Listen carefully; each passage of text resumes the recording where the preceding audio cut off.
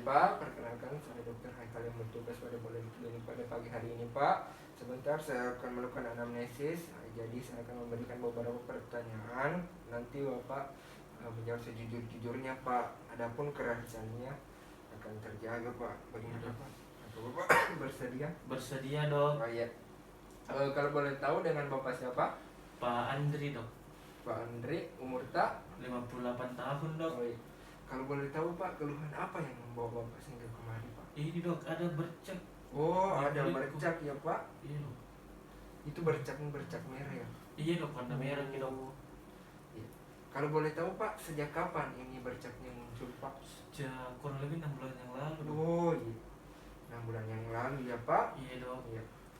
Kalau boleh tahu Pak, ini bercaknya muncul pertama kali di mana Pak?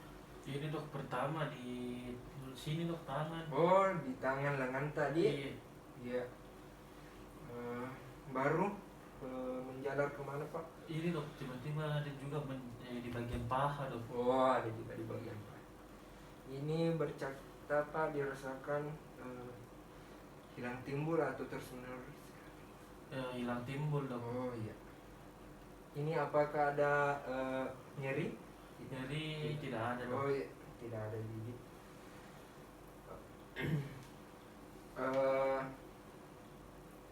Kalau boleh tahu Pak, mungkin pernah digigit serangga sebelumnya Pak, atau mungkin ada trauma? Tidak pernah dok. Oh iya, tidak pernah digigit. Apa ada demam tak? Bang tidak ada dok. Pernah mungkin begini sebelumnya Pak? Tidak pernah dok. Baru pertama kali. Ada keluhan lain tak? Lain tidak ada sih dok. Pernah mungkin berobat sebelumnya Pak? Tidak pernah. Di keluarga tak Pak ada yang mengalami keluhan serupa? Adikku dok. Oh, adik tadi Pak? Iya dok. Ada juga seperti bercak merah Iya ya? dok. Lingkungan tak? Bagus sih. Lingkungan sih bersih. Oh, iya. Ada alergi obat tak? Ada. Sudah ada gigi? Ya. Baik, jadi saya sudah melakukan anamnesis Pak. Sebelumnya saya cross check ulang ya Pak, dengan Bapak Herwin, umur 58 tahun, keluhan bercak merah yang dialami sejak 6 bulan yang lalu, muncul di lengan, kemudian jalan ke paha, didapatkan juga adiknya mengalami keluhan serupa. Jadi untuk saat ini saya mensuspek bahwa Bapak mengalami penyakit lepra Pak, atau namanya juga bisa morbus Hansen ya Pak. Jadi sebentar saya akan melanjutkan dengan pemeriksaan fisik Pak. Nanti mungkin akan terasa kurang nyaman, tapi saya akan melakukan seprofesional mungkin Pak. Jadi bagaimana Pak, apa Bapak bersedia? Bersedia dok. Oh iya. Jadi sebelum melakukan pemeriksaan, saya cuci tangan terlebih dahulu dan mempersiapkan badan bahan. Cuci tangan dengan lengkap.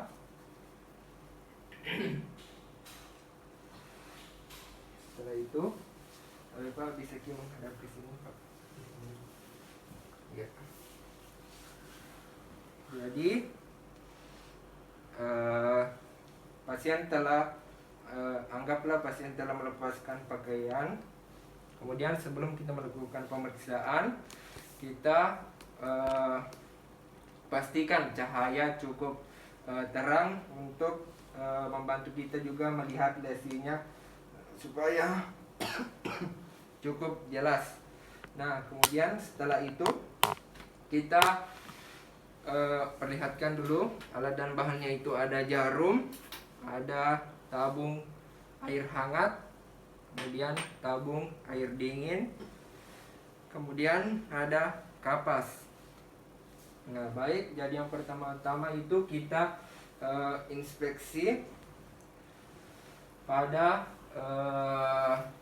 alis pasien, apakah ada madarosis atau ada kerontokan alis. Di sini kita lihat tidak ada. Setelah itu kita melihat lag of thalamus dengan cara kita meminta pasien untuk menutup matanya KB Pak, bisa tutup mata tak. Nah, apabila pasien menutup mata dengan sempurna, berarti pasien negatif atau tidak ditemukannya ada lagophthalmus. Nah, setelah itu kita melihat cuping telinga dari pasien kiri dan kanan, apakah ada infiltrat atau tidak. Setelah itu kita melihat wajah dari pasien juga, apakah ada ciri-ciri lepra atau bercak pada muka pasien. Di sini tidak ada. Nah, setelah itu kita melihat secara keseluruhan dari permukaan kulit pasien. Di permukaan kulit pasien apakah terletak lesi yang lain, atau di sini kita temukan hanya pada tangan pasien, kemudian ada juga di paha. Nah, setelah itu kita langsung melakukan pemeriksaan gangguan saraf sensoris, yaitu dengan cara yang pertama kapas untuk merasakan adanya perubahan. Kita sentuhkan dulu pada kulit yang sehat. Tapi Pak, apakah ada dirasa? Melihat ke area yang lain Pak. Di kulit yang sehat ada dirasa? Ada dok. Iya. Kemudian di lesinya ada kita rasa Pak? Tidak ada dok. Oh, iya. Jadi pasien tidak merasakan pada lesinya. Kemudian yaitu respon nyeri dengan cara jarum yang tumpul dan jarum yang tajam. Pertama, jarum yang tajam di kulit yang sehat. Bapak ada dirasa? Ada dok. Baik. Rasa tajam? Iya dok. Iya. Ini tumpul? Iya dok. Tumpul dia Pak? Iya. Ada dirasa Pak? Rasa tumpul? Tidak ada dok. Oh, iya. Ada dirasa Pak? Tidak ada juga dok. Oh, iya.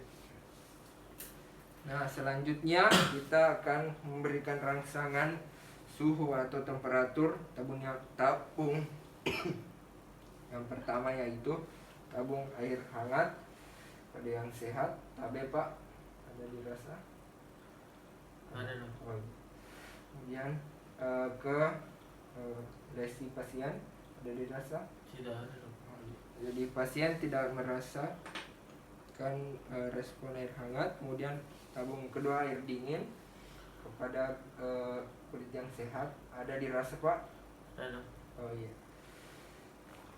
Ini yang sakit ada dirasa Pak? Tidak ada dok. Oh, tidak. Nah, setelah kita melakukan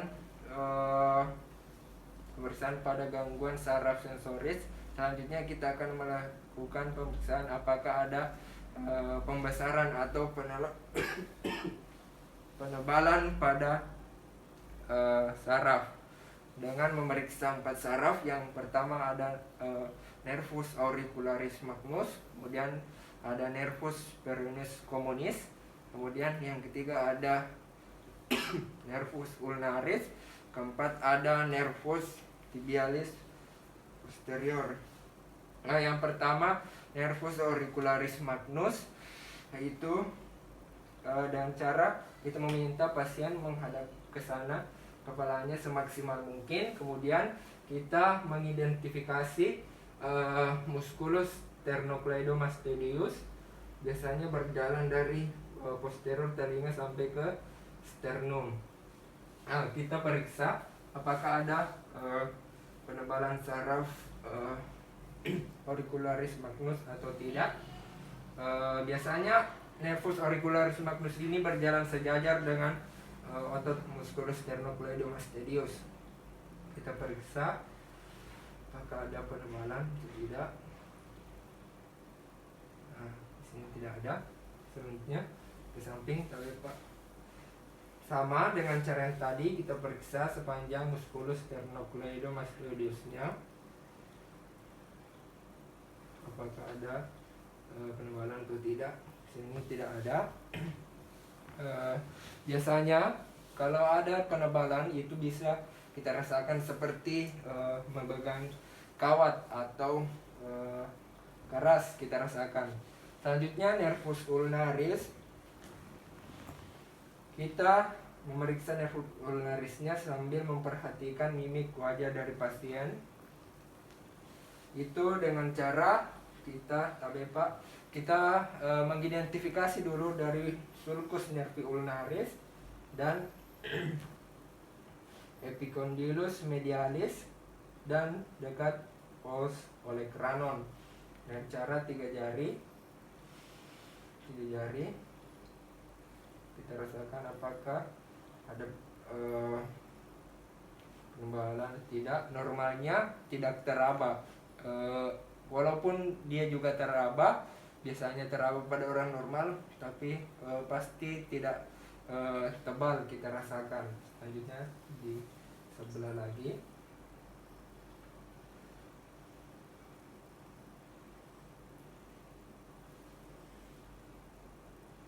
Ya. Selanjutnya kita memeriksa nervus perennius communis. Tapi Pak, mungkin di sini mundur-mundur sedikit Pak. Ya, baru begini Pak. Terus kita ya. Nervus perennius communis, yaitu kita mengidentifikasi kaput fibula. Kemudian kita mendorong dengan 1 cm ke dalam, apakah ada dirasakan penebalan atau tidak. Ya, sudah.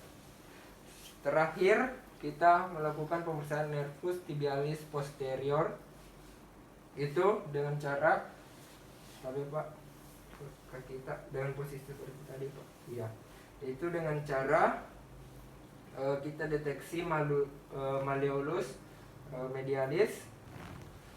Malleolus medialisnya kita periksa. Sini apakah ada penebalan atau tidak. Sini juga malleolus medialis kita identifikasi. Kemudian kita raba nervus tibialis posteriornya apakah ada penebalan atau tidak. Ya. Sudah Pak, silakan rapikan lagi bajunya. Setelah melakukan pemeriksaan, saya cuci tangan. Mengangkat.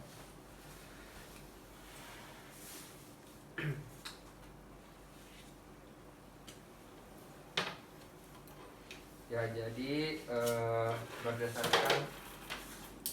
berdasarkan hasil anamnesis dan pemeriksaan fisik Bapak hari ini, Bapak mengalami lepra atau morbus Hansen Pak. Saya buatkan terapinya Pak ya. Jadi nanti kita tebus terapinya ke apotek saja ya Pak. Oke Pak. Terima kasih.